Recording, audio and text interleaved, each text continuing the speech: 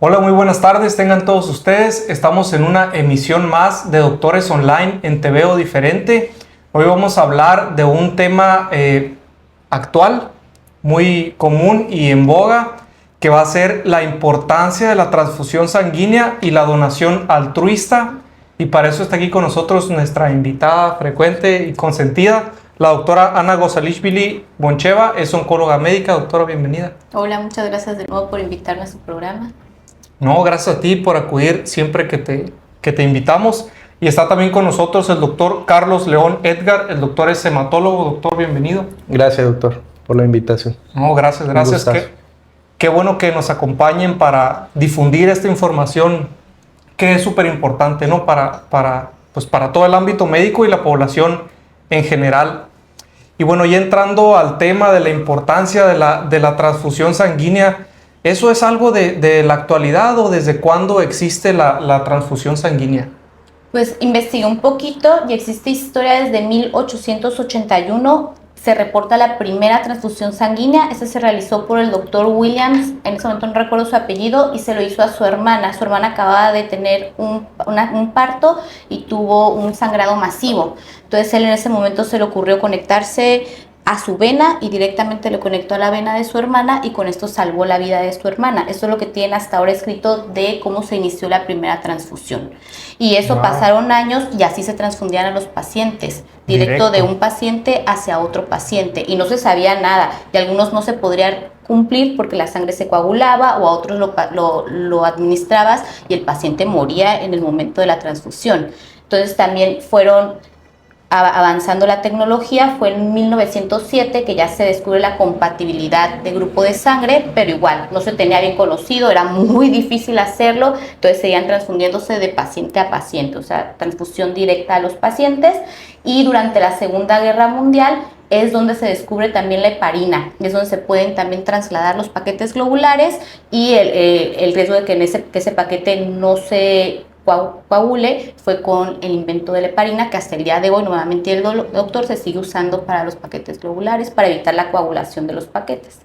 Entonces, viejo, o sea, desde 1881 se tiene antecedente de la primera transfusión sanguínea. Qué increíble, o sea, hace 140 años casi es la primera transfusión, pero bueno, desde la Segunda Guerra Mundial fue que ya empezó a avanzar, se generalizó o se hizo más sencillo, ¿no? Incluso hay información o antecedentes de transfusión de animales a humanos, de ovejas. Era lo más frecuente. Entonces, pues imagínense las reacciones que se presentaban. Sí. El paciente habitualmente moría, pero bueno, la importancia de cómo se empezaron esta experimentación y hasta dónde llegó. Y efectivamente con la Segunda Guerra Mundial, esto se perfecciona, digámoslo así, y se vuelve masivo, se vuelve un elemento en el manejo de los pacientes.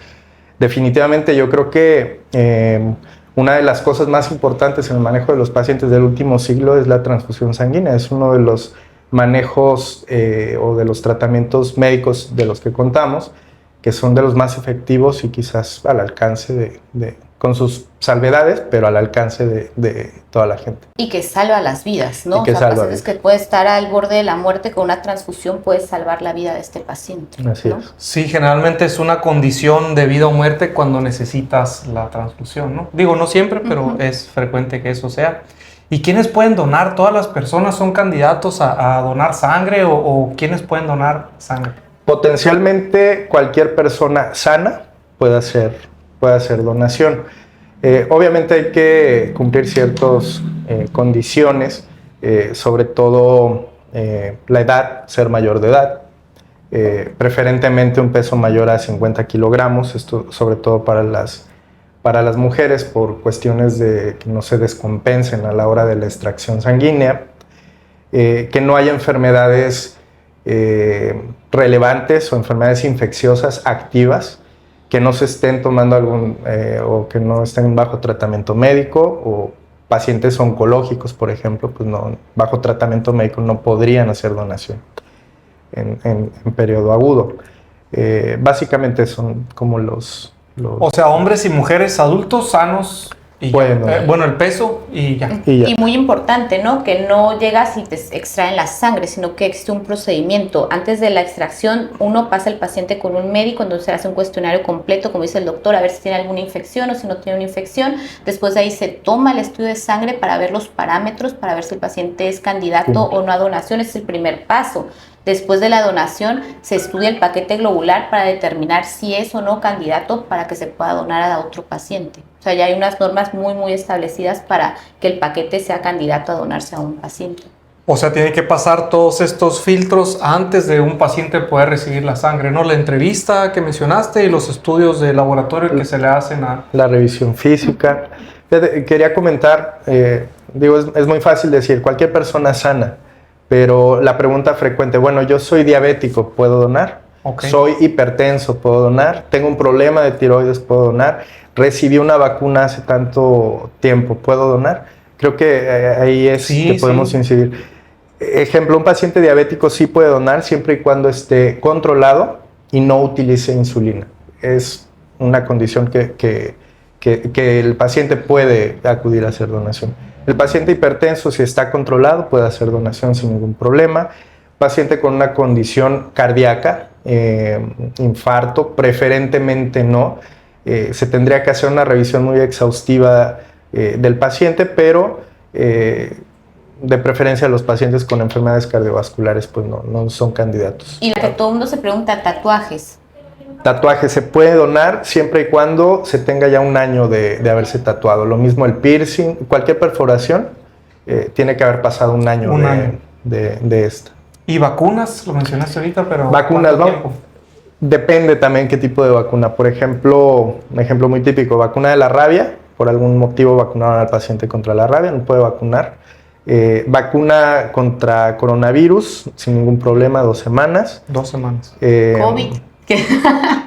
Lo de moda, 2 semanas, 3 semanas y el paciente puede, en general son 2 a 3 semanas después de la vacunación de una persona para que pueda ser candidato a hacer donación.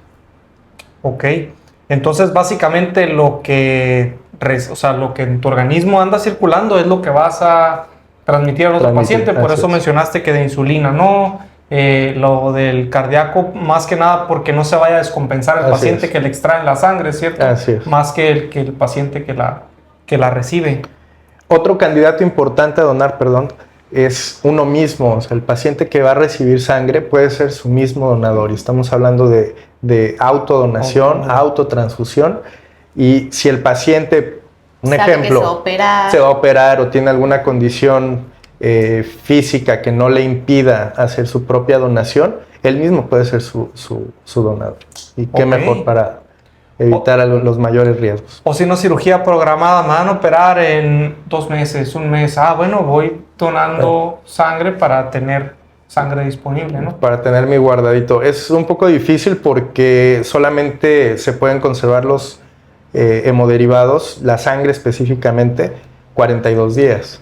Entonces, si se puede hacer donación en ese lapso, a lo mejor 2 veces, pudieras tener posibilidad de tener 2 unidades de sangre disponibles para ti. Ok.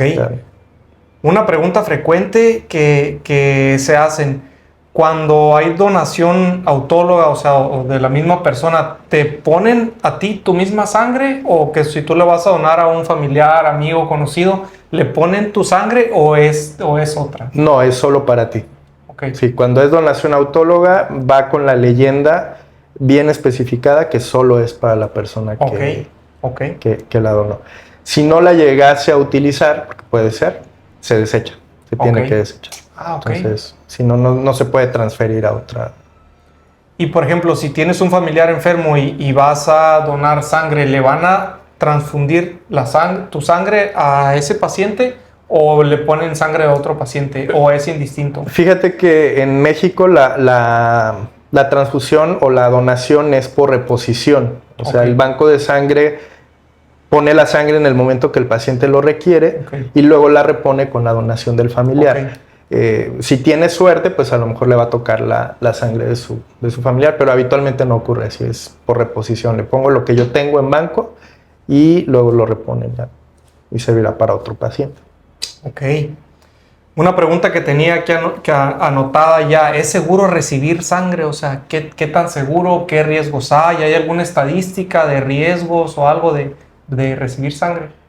Actualmente es seguro, es mucho más seguro que 20 años atrás. Eso es un hecho. Acá han cambiado mucho la manera en cómo se analiza la sangre.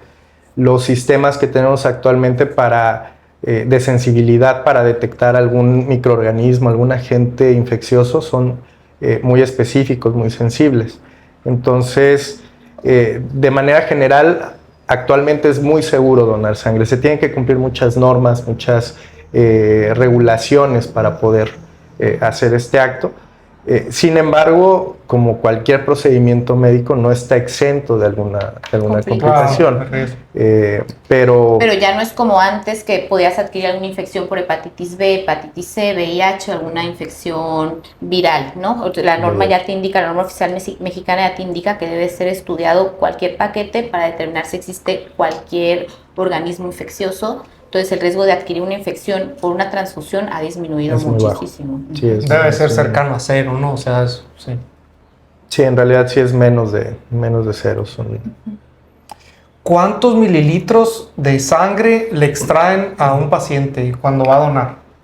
Aproximadamente medio litro. Medio litro. De 450 a 500 mililitros es la extracción sanguínea.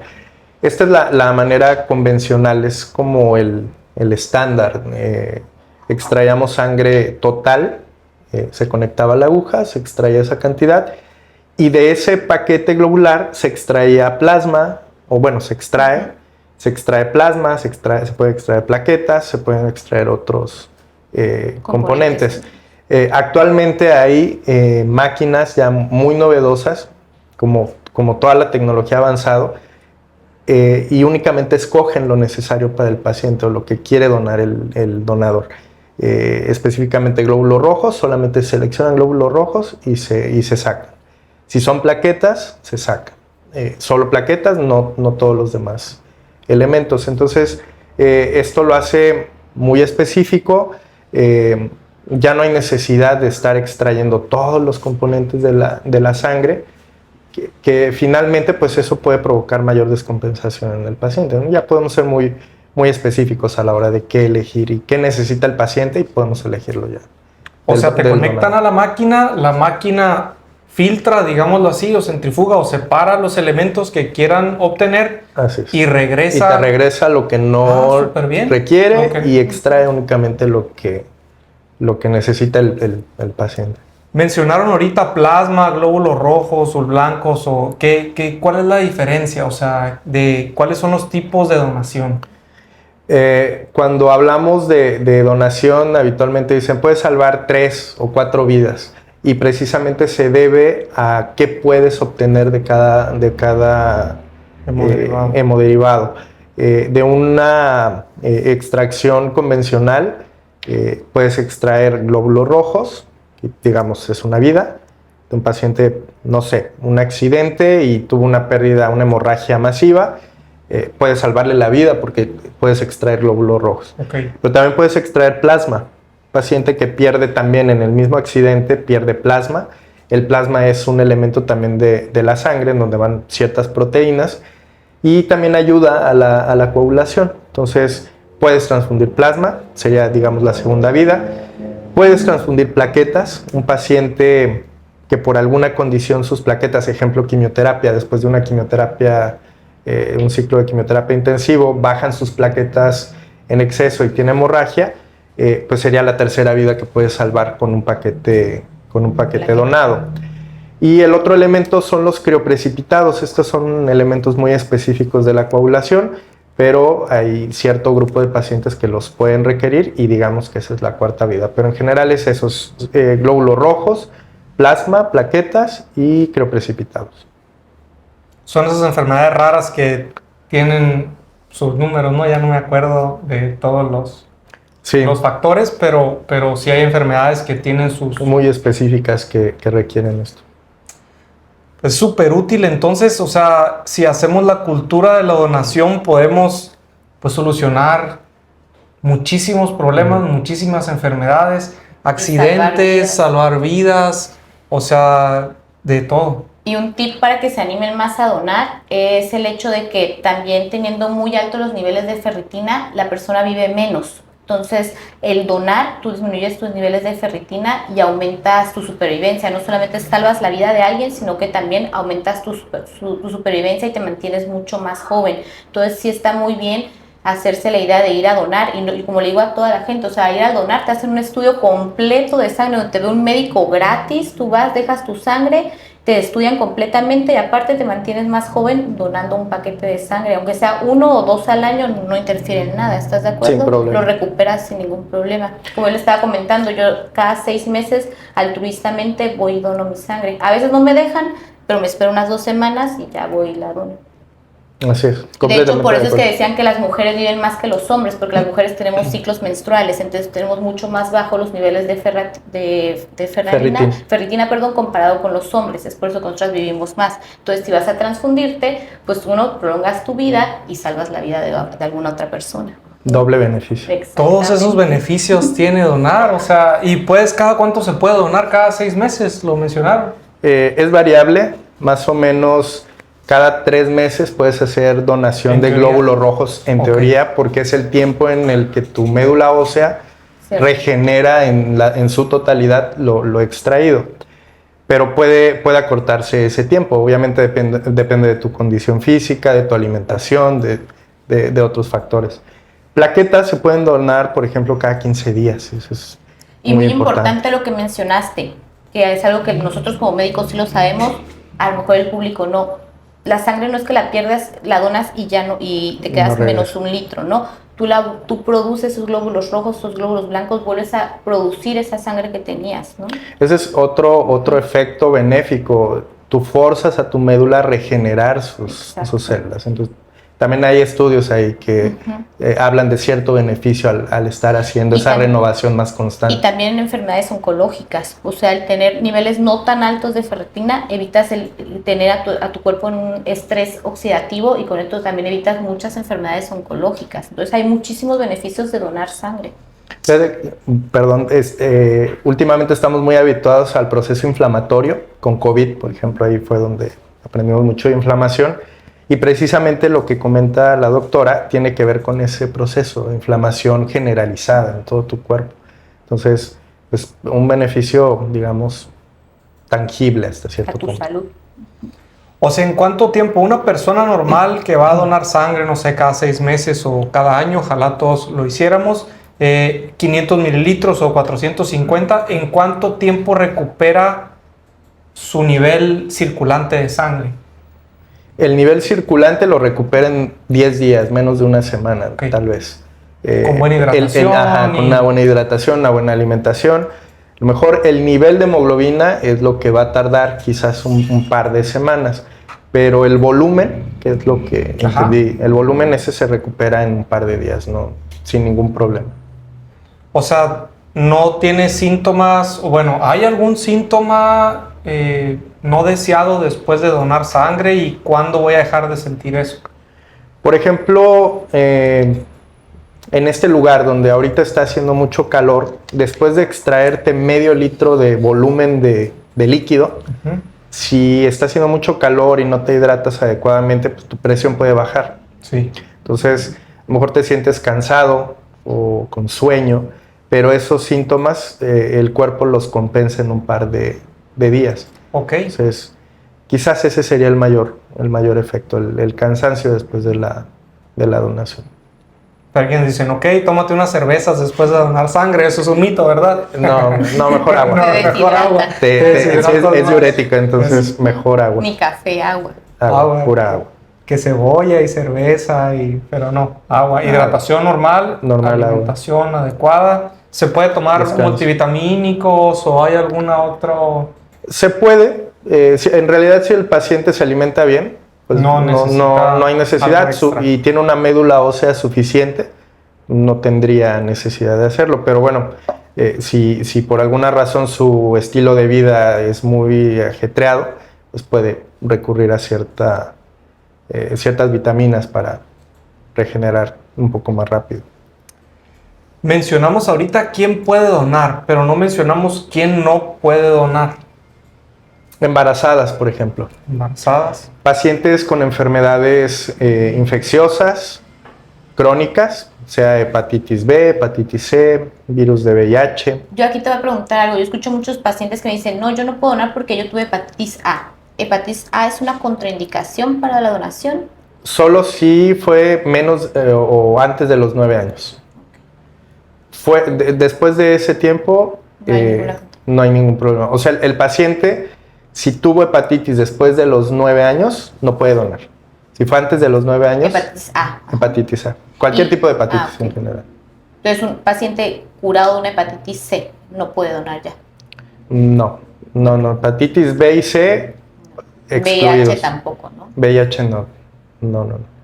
Incluso con cargas negativas y con todo esto, no. Solo esa condición se aplica solo para hepatitis A. Okay. Y aún... Si se contagió antes de los 9 años... No hay problema. Después de los 9 años... Ya bloqueado, porque en realidad ya no está seguro si realmente fue hepatitis A. Pues, claro. Si el paciente no sabe que tiene o tuvo una enfermedad infecciosa, ¿sale en los resultados del laboratorio que le hacen a la sangre? Puede salir, ejemplo, estas 3 enfermedades, son 3 de las que se investigan. Si el paciente no lo sabe, puede salir en los estudios que se realizan. Y se firma un consentimiento informado en donde tú otorgas que se te hagan todos los estudios. Ok. Pero bueno, yo lo veo como un beneficio, ¿no? Claro, o sea, como dijiste tú, claro, te consultan, vas gratis, te hacen un estudio exámenes de sangre y te dicen si estás bien o no, porque ahí también te sale que un poquito baja la hemoglobina o que leucocitosis, entonces tú, caray, tengo que ir a checarme de algo más. La ¿no? glucosa, colesterol, triglicéridos, función renal. Ahí en esa parte, no en todos lados se hacen estudios tan extensos. Okay. Prácticamente lo que te exige el banco de sangre es biometría hemática y las pruebas serológicas de infección. Okay. Pero seguramente sí hay laboratorios o bancos de sangre donde sí te extiendan a glucosa, colesterol, triglicéridos. A veces la manera de evaluar triglicéridos, colesterol es únicamente en el tubo. Ver. Ajá, cuando están muy altos no necesita hacer estudio, simplemente se ve y ya desde ahí le dices, oiga, parece que tiene que ir con el médico, con el internista. Se ven los lípidos, o sea, se ve la grasita. Se ve la grasa. Cuando separa la sangre, ¿verdad? Así es, Entonces, ¿quién no puede donar? Embarazadas, personas que tengan enfermedades infecciosas, ya lo mencionamos, problemas de insuficiencia cardíaca o enfermedades del corazón. ¿Hay alguna otra? Menores. Tratamientos oncológicos, quimioterapias. Insulina. Digo, afortunadamente son las menos personas, ¿no? Pero para eso... es que cuando solicitan, por ejemplo, a alguien que se vaya a operar, te dicen, ¿sabes qué? Tráeme 4 donadores para escoger cuáles de los 4 pueden ser candidatos, ¿verdad? Así es, porque no siempre pasan.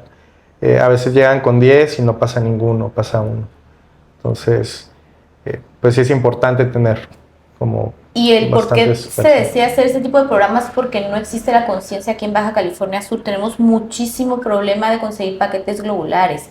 Y no únicamente son para pacientes oncológicos quienes se ponen o cirugías. ¿Cuántos accidentes no ves aquí automovilísticos y no hay a quien transfundir y no hay paquete globular para transfundir? Únicamente hay que traerlo de La Paz y aún así se nos complica, tampoco en La Paz. Entonces queremos con estos programas hacer énfasis para que vayan y hagan, aunque sea una vez al año, una transfusión de sangre. Y si le vas ahorita, te dijeron, no puedes pasar por leucocitosis o por esperarte unos 3-4 meses y volver a intentarlo, pero aunque sea una vez al año, donar un paquete globular. Tratar de hacerlo como una rutina de exactamente. ¿No? Sí, te ayudas a ti y ayudas a alguien más. Sí, muchas veces ahí se descubren cosas. Exacto. Incluso el paciente se revisa y no sé, a lo mejor por ahí salió algo en la biometría hemática y descubrimos cosas también en esa evaluación. Quería reforzar tu comentario. Sí, en todo México la donación altruista es muy baja, es muy difícil sensibilizar a la población acerca de estas cuestiones. Muchos pacientes lo requieren, ya lo dijo la doctora, pacientes accidentados, pacientes oncológicos, embarazadas con hemorragias por alguna condición, niños con leucemia. Entonces, sí es muy importante tratar de llegar a la población. Y más la gente con tipos raros de sangre, ¿no? Que se prestaran a hacer su donación sanguínea. Porque Justo eso no, es lo que- pues hay mucho, pero los tipos más raros que se prestaran y sí ir altruistamente a hacer su donación, ¿no? Sí, ayudaría demasiado tener estos mini bancos de estas sangres raras, que afortunadamente son pocos, ¿no? Los que pudiesen llegar a requerirlo, pero cuando se necesitan, pues sí es una batalla encontrar. Incluso hay pacientes que saben, ¿no? O sea, ya sé que mi conocido Sí, se conocen. es este tipo de sangre rara, AB, y ya... y Incluso te hacen hablan por grupos. teléfono, hacen grupos, se ven luego en redes sociales que publican que necesitan tal tipo de sangre. Y bueno, es altruista, pero existe también quien venda la sangre, o sea, que le reciba beneficio económico por donar sangre. Sí, desafortunadamente, no sé qué porcentaje, pero seguramente ¿no? clandestino. O sea, Si no, esto no. no es de que llegues a un centro de transfusión y digan, sí, claro, te voy a dar 500 pesos. No, Correcto. sería como que, por favor, mi mamá necesita, te doy 1,000 pesos y vas y le pones, ¿no? Es clandestino. Como un agradecimiento, Ajá. digamos así, pero sí, no Pero debiera no es lo ser. ideal, ajá, No, exacto. debiera, porque precisamente apelamos al altruismo, porque es la persona que sabe que está sana y va a donar sangre sana.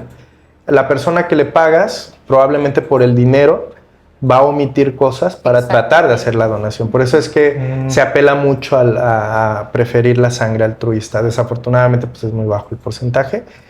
Hay que recurrir a la donación familiar, pero pues bueno, son las opciones que se tienen, se toman.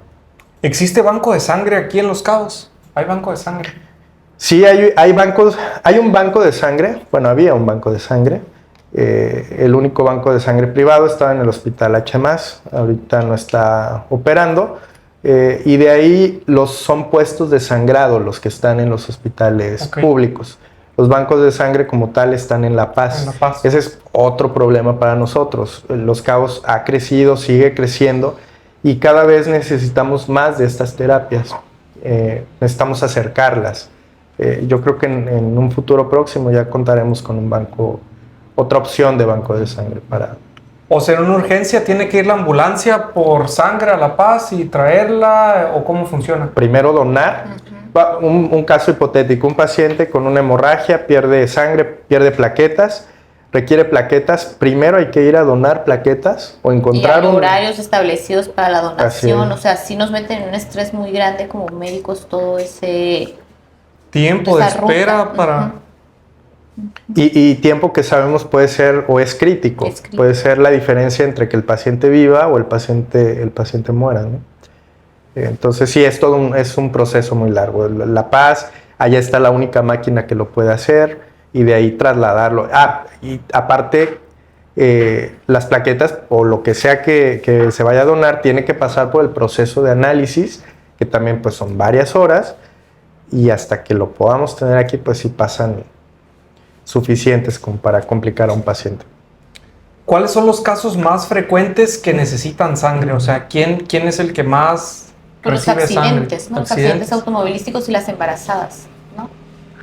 Pacientes críticos, pacientes de terapia intensiva, también pacientes crónicos, no sé, un paciente diabético crónico, con enfermedad renal crónica, pues seguramente requerirá frecuentemente. Pacientes oncológicos que hacen tratamientos con quimioterapia, que ahorita como sabemos que existe muy poca donación, pues uno sí tienes que lo cuidas mucho al paciente, le administras otro tipo de tratamientos que pueden ayudar a la hemoglobina, pero sería mucho más fácil una simple transfusión de sangre, ¿no?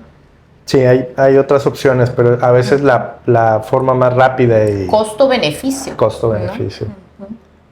O sea que si todos fuéramos altruistas, hubiera un banco de sangre o al menos centros de sangrado que tengan disponible, hospitales que tuvieran disponible, pues nos ahorraríamos toda esa vuelta, salvaríamos todas esas vidas, mejoraríamos la condición de los pacientes, o sea, rápido cuando se necesita.